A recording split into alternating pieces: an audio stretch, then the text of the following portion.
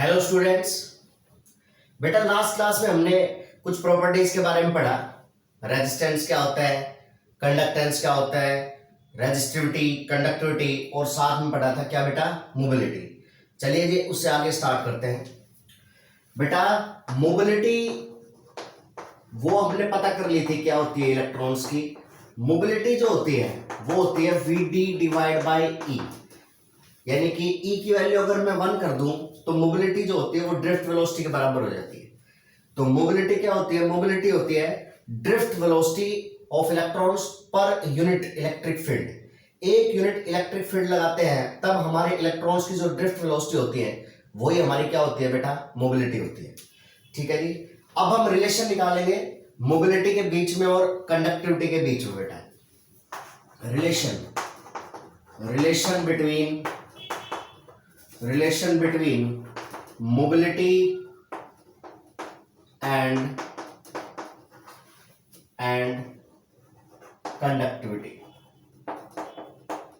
Conductivity और mobility के बीच में क्या रिलेशन निकालेंगे बेटा। देखो बेटा हमें पता है जो माइक्रोस्कोपिक फॉर्म है वो क्या है, अकॉर्डिंग टू ओम्स लॉ के अकॉर्डिंग बेटा जे जो हमारा होता है वो किसके बराबर होता है, सिग्मा ई के बराबर। मैग्नीट्यूड की बात कर रहा हूं। जो हमारे पास करंट डेंसिटी होती है वो क्या होती है, कंडक्टिविटी मल्टीप्लाई बाय क्या, इलेक्ट्रिक फील्ड। ठीक है जी। उसके बाद हमें ये भी पता है, ये एक्सप्रेशन हमने ड्रॉ किया था, J इक्वल टू क्या आया था बेटा हमारा, NeVd।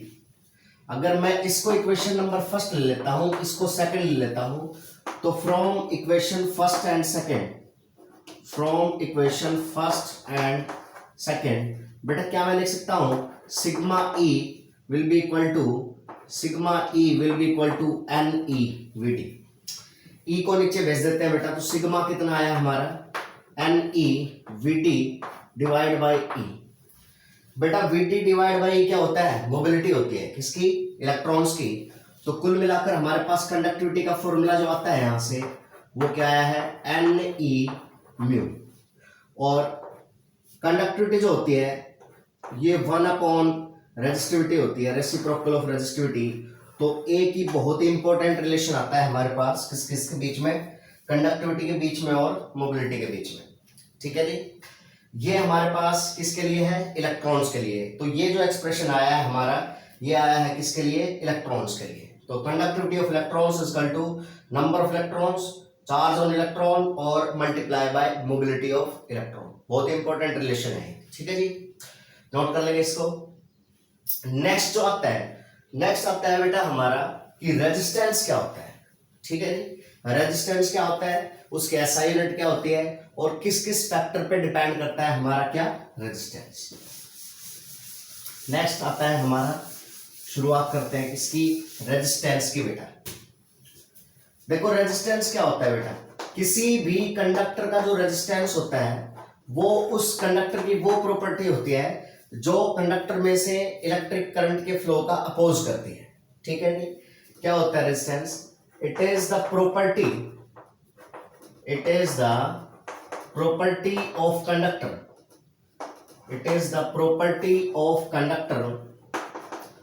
which oppose the flow of current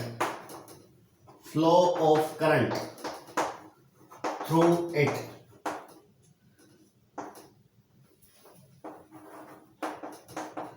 किसी भी कंडक्टर में से अगर हमारा करंट का अपोज होता है तो वो अपोज कौन करता है, वो उस कंडक्टर का रेजिस्टेंस अपोज करता है बेटे।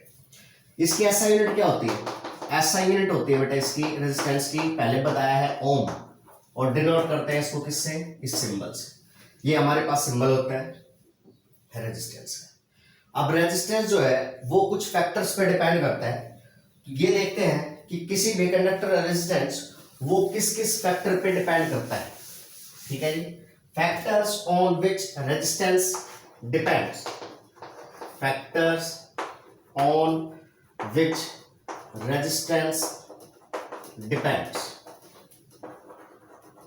किसी भी कंडक्टर का रेजिस्टेंस किस किस फैक्टर पे डिपेंड करता है बेटा। सबसे जो पहला फैक्टर आता है हमारे पास वो होता है बेटा length of the conductor, length of the conductor. देखिए जी, किसी भी कंडक्टर का जो रेजिस्टेंस होता है वो उस कंडक्टर की लेंथ के डायरेक्टली प्रोपोर्शनल होता है। मतलब कि अगर हम कंडक्टर की लेंथ को इंक्रीज कर देंगे तो उस कंडक्टर का रेजिस्टेंस भी इंक्रीज हो जाएगा, और अगर कंडक्टर की लेंथ को डिक्रीज कर देंगे तो उसका रेजिस्टेंस भी क्या हो जाएगा बेटा, डिक्रीज हो जाएगा। ठीक है जी, तो यही बात है क्या, जो resistance of the conductor is directly proportional to its length. This is equation number first, कि अगर लेंथ को इंक्रीज करेंगे तो रेजिस्टेंस भी इंक्रीज हो जाएगा, लेंथ को डिक्रीज करेंगे तो रेजिस्टेंस भी क्या हो जाएगा, डिक्रीज हो जाएगा। ठीक है जी। दूसरा डिपेंड करता है बेटे area of cross section, area of cross section, area of cross section. बेटा किसी कंडक्टर का जो रेजिस्टेंस है वो इनवर्सली प्रोपोर्शनल होता है उसके एरिया ऑफ क्रॉस सेक्शन में। ये क्वेश्चन हमारी क्या है, सेकंड। यानी कि अगर हमारा एरिया ऑफ क्रॉस सेक्शन ज्यादा होगा तो रेजिस्टेंस कम होगा, और अगर एरिया ऑफ क्रॉस सेक्शन हमारा डिक्रीज करेगा तो रेजिस्टेंस क्या करेगा बेटा, इंक्रीज करेगा। फिजिकली बात करें हम तो अगर किसी कंडक्टर की लेंथ अगर कम है तो रेजिस्टेंस कम होगा, और अगर लेंथ ज्यादा है तो उसका रेजिस्टेंस भी क्या होगा, ज्यादा होगा। अगर किसी कंडक्टर का क्रॉस सेक्शन एरिया ज्यादा है इसका मतलब वो एक थिक वायर है, अगर थिक वायर है तो उसका रेजिस्टेंस क्या होगा बेटे, कम। और अगर कोई कंडक्टर है जिसकी थिकनेस क्या है, कम है, यानी कि उसका एरिया ऑफ क्रॉस सेक्शन क्या है, कम है, तो बेटा उसका रेजिस्टेंस क्या होगा, ज्यादा होगा। इन दो फैक्टर पे डिपेंड करता है हमारा। नंबर 3 जो फैक्टर आता है हमारे पास, थर्ड फैक्टर, वो होता है बेटा हमारा टेम्परेचर। थर्ड जो फैक्टर आता है हमारा जिसपे हमारा रेजिस्टेंस डिपेंड करता है वो आता है टेम्परेचर। देखिए जी, किसी भी कंडक्टर का अगर हम टेम्परेचर इंक्रीज कर देते हैं तो उसका रेजिस्टेंस भी बेटा इंक्रीज हो जाता है, और अगर किसी कंडक्टर का टेम्परेचर हम डिक्रीज कर देते हैं तो उसका रेजिस्टेंस भी क्या हो जाता है, डिक्रीज। ठीक है जी, ये लिखेंगे with rise in temperature, with rise in temperature the resistance of conductor, the resistance of conductor also increases, वो भी क्या हो जाता है बेटा, इंक्रीज हो जाता है। जो फोर्थ फैक्टर आता है हमारे पास, फोर्थ फैक्टर वो आता है हमारे पास nature of material of the conductor. The fourth factor is nature of material of the conductor, material of the conductor, यानी कि किसी कंडक्टर का रेजिस्टेंस इस बात पे भी डिपेंड करता है कि वो कंडक्टर किस मटेरियल का बना हुआ है, सिल्वर का है, कॉपर का है, एल्युमिनियम का है, टंगस्टन का है, किस मटेरियल का बना हुआ है उस पर भी डिपेंड करता है क्या हमारा उस कंडक्टर का रेजिस्टेंस। तो मेनली ये 4 फैक्टर होते हैं जिन पे हमारा क्या होता है, किसी भी कंडक्टर का रेजिस्टेंस बेटा डिपेंड करता है। ठीक है जी, यहां से पहला होता है हमारे पास लेंथ, डायरेक्टली प्रोपोर्शनल होता है, एरिया के इनवर्सली प्रोपोर्शनल होता है, टेम्परेचर इंक्रीज होता है तो रेजिस्टेंस भी इंक्रीज हो जाता है कंडक्टर का, और साथ में डिपेंड करता है कंडक्टर के मटेरियल पे कि किस मटेरियल का बना हुआ है क्या हमारा बेटा ये कंडक्टर। ठीक है, अगर बेटा मैं इक्वेशन नंबर फर्स्ट और सेकंड को कंबाइन करता हूं, combining equation first and second, combining equation first and second, तो एक फॉर्मूला हमारे पास आता है combining equations first and second. पहली और दूसरी को कंबाइन कर लेते हैं तो देखो R इज डायरेक्टली प्रोपोर्शनल हो जाता है हमारा क्या, L by A, directly proportional था L के, इनवर्सली प्रोपोर्शनल था A के। कौन यहां पर प्रोपोर्शनलिटी साइन को हटा देंगे, कांस्टेंट लगाएंगे बेटा तो वो आएगा हमारे पास rho L divide by A। What is rho? Rho is known as resistivity of the conductor. अभी थोड़ी देर पहले पर पढ़ा था हमने, रो क्या होता है बेटा, रेजिस्टिविटी ऑफ कंडक्टर। देखिए यहां से निकालेंगे हम R, A ऊपर चला जाएगा ओम मीटर स्क्वायर और L नीचे आ जाएगा मीटर, तो इसकी जो SI यूनिट आएगी बेटा वो हमारी क्या आएगी, ओम मीटर, और इसको डिनोट करेंगे किससे बेटा, ओम मीटर से। तो एक ये नया फॉर्मूला आया हमारा रेजिस्टेंस का, R is equal to rho L by A। इस फॉर्मूले के ऊपर कुछ बेसिक क्वेश्चन बनते हैं, वो क्या क्या है, कहेगा अगर किसी कंडक्टर की लेंथ को डबल कर दिया जाए तो रेजिस्टेंस क्या हो जाएगा, तो क्योंकि डायरेक्टली प्रोपोर्शनल है, अगर लेंथ को डबल कर देगा तो रेजिस्टेंस भी क्या हो जाएगा बेटा, डबल हो जाएगा। और कह सकता है कि किसी कंडक्टर का area of cross section half कर दिया जाए तो क्या होगा, तो एरिया के इनवर्सली प्रोपोर्शनल है, तो एरिया अगर हाफ करेंगे तो रेजिस्टेंस फिर क्या हो जाएगा हमारा, डबल हो जाएगा। ठीक है जी, दोनों कह सकता है, कहता है अगर लेंथ को डबल कर दिया जाए, एरिया को हाफ कर दिया जाए तो क्या होगा, लेंथ को डबल करने से रेजिस्टेंस डबल हो जाएगा, एरिया को हाफ करने से और डबल हो जाएगा, यानी कुल मिलाकर हमारा रेजिस्टेंस कितना हो जाएगा, 4 टाइम्स हो जाएगा बेटा। ठीक है, तो इस तरह के कुछ बेसिक क्वेश्चंस आते हैं इस फॉर्मूले पे, ये इंपॉर्टेंट फॉर्मूला आपको याद रखना है। ठीक है जी, उसके बाद जो आता है इस चैप्टर में हमारे पास, वो ये आता है कि भाई टेम्परेचर पर रेजिस्टेंस किस तरह से डिपेंड करता है। ठीक है जी, तो नेक्स्ट पढ़ेंगे हम variation of resistance with temperature, variation of resistance with temperature, variation of resistance with temperature. देखिए जी, हमारे पास जो मटेरियल होता है ना बेटा, वो 3 तरह के होते हैं। एक होता है हमारा कंडक्टर्स, दूसरे होते हैं हमारे इंसुलेटर्स, और तीसरे जो होते हैं वो हमारे होते हैं सेमीकंडक्टर्स। ठीक है जी, कंडक्टर वो होते हैं जिनकी कंडक्टिविटी ज्यादा होती है, रेजिस्टिविटी क्या होती है, कम होती है, और इंसुलेटर वो होते हैं जिनकी रेजिस्टिविटी बहुत ज्यादा होती है, कंडक्टिविटी बहुत ज्यादा कम होती है, यानी कि इलेक्ट्रिक करंट का फुल्ली अपोज करते हैं। सेमीकंडक्टर, सेमीकंडक्टर इन दोनों के बीच में आता है एक तरह का मटेरियल, क्या, जिनकी रेजिस्टिविटी क्या हो, मेटल से यानी कि कंडक्टर से तो क्या हो ज्यादा, लेकिन इंसुलेटर से क्या हो कम। इनकी कंडक्टिविटी जो हमारे पास कंडक्टर्स होते हैं, सेमी कंडक्टर की कंडक्टिविटी कंडक्टर से तो होती है वो कम होती है, लेकिन इंसुलेटर से क्या होती है बेटा, ज्यादा। तो यहां पर हम जो है कंपेयर करेंगे किस किस को बेटा, यहां पर हम कंपेयर करेंगे कंडक्टर्स को और सेमीकंडक्टर्स को, सेमीकंडक्टर्स को। ठीक है जी, कंपेयर करेंगे किसको, कंडक्टर्स को और सेमीकंडक्टर्स को। ठीक है बेटा, देखिए हमारे पास पता है हमें रेजिस्टेंस का फॉर्मूला आया था ml divide by ANE square tau. ठीक है जी, रेजिस्टेंस का जो फॉर्मूला आया था वो आया था हमारा ml divide by ANE square tau. बेटा देखो, अगर किसी कंडक्टर का मैं टेम्परेचर जो है वो इंक्रीज कर देता हूं तो उससे क्या होता है, जब किसी कंडक्टर का टेम्परेचर इंक्रीज कर देते हैं तो उस कंडक्टर में बेटा बॉन्ड टूटते हैं और फ्री इलेक्ट्रॉन्स बढ़ जाते हैं, यानी कि हमारे पास क्या होगा, n यानी number of free electrons per unit volume वो इंक्रीज हो जाएंगे।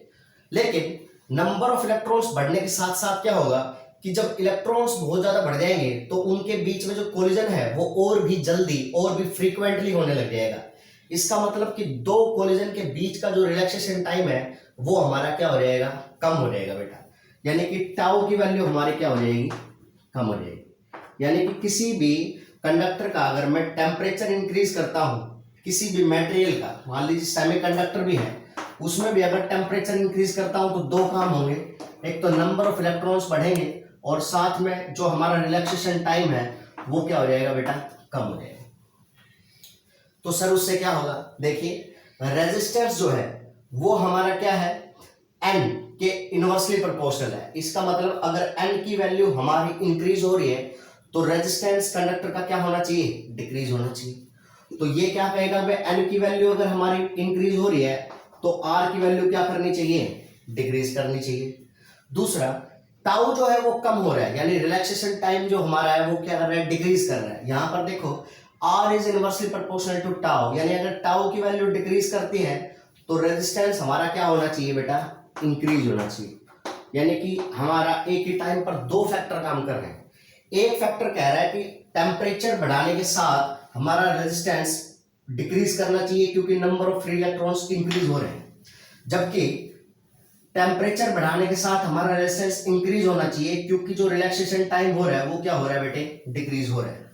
इसमें भी ये होना चाहिए कि भाई number of electrons, free electrons बढ़ रहे हैं तो रेजिस्टेंस हमारा इंक्रीज होना चाहिए, और इसके अंदर अगर टाउ हमारा रिलैक्सेशन टाइम कम हो रहा है तो रेजिस्टेंस, सॉरी ये यहाँ पर तो ये डिक्रीज करना चाहिए, आर की वैल्यू क्या होनी चाहिए, यहाँ इंक्रीज होनी चाहिए।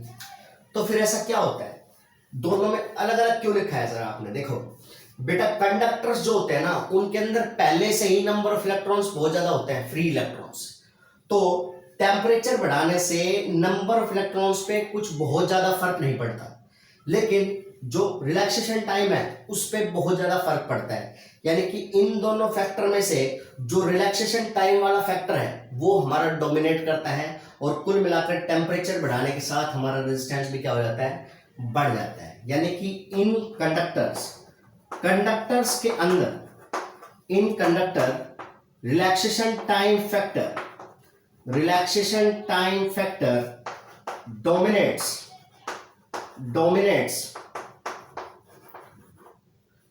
Relaxation time factor dominates, so resistance of conductor increase with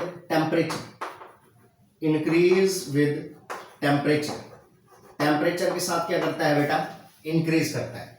अगर मैं दूसरी साइड देखूं तो जो बेटा सेमीकंडक्टर्स होते हैं, जैसे हमारे पास सिलिकॉन हो गया, जर्मेनियम हो गया, ठीक है। यहाँ पर अगर मैं कंडक्टर की बात करूं तो सिल्वर हो गया, गोल्ड हो गया, कॉपर हो गया, एल्युमिनियम हो गया। ऐसे ही सेमीकंडक्टर जो होते हैं बेटा हमारे, उन सेमीकंडक्टर के अंदर जो पहले नंबर ऑफ फ्री इलेक्ट्रॉन्स होते हैं वो बहुत ही कम होते हैं। जैसे ही टेम्परेचर बढ़ाते हैं तो बहुत ज्यादा नंबर ऑफ बॉन्ड्स टूटते हैं, जिनकी वजह से नंबर ऑफ इलेक्ट्रॉन्स जो है, जो वैल्यू है वो बाद में बढ़ती है बहुत ही ज्यादा। यानी एन की वैल्यू यहाँ पर डोमिनेट करती है और टाउ की वैल्यू जो है उस पर अच्छा खासा फर्क नहीं पड़ता। यानी कि सेमीकंडक्टर में, किसी भी सेमीकंडक्टर का अगर हम टेम्परेचर बढ़ाते हैं तो एन पे बहुत ज्यादा फर्क पड़ता है, यानी कि रेजिस्टेंस हमारा क्या होना चाहिए, डिक्रीज होना चाहिए।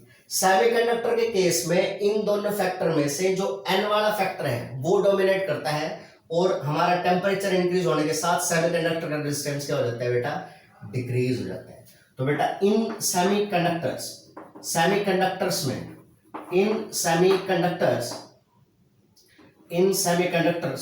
Number of free electrons factor dominates. यहां पर ये वाला फैक्टर जो है वो ज्यादा डोमिनेट करता है,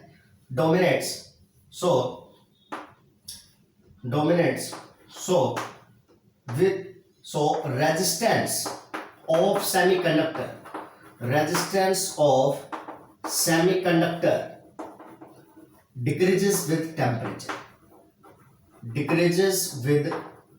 टेम्परेचर। तो टेम्परेचर के साथ जो हमारा सेमीकंडक्टर है उसका बेटा क्या रेजिस्टेंस हमारा कुल मिला के क्या हो जाता है, डिक्रीज हो जाता है। यही एक बहुत बड़ा फर्क है किसमें, कंडक्टर्स में और सेमीकंडक्टर्स में। कंडक्टर्स का टेम्परेचर बढ़ाने के साथ रेजिस्टेंस बेटा इंक्रीज हो जाता है, जबकि सेमीकंडक्टर का टेम्परेचर बढ़ाने के साथ रेजिस्टेंस क्या हो जाता है, हमारा डिक्रीज हो जाता है। ठीक है जी, ये हमारा फैक्टर है कि किस तरह से हमारा रेजिस्टेंस जो है वो चेंज होता है किसके साथ, टेम्परेचर के साथ। ठीक है जी।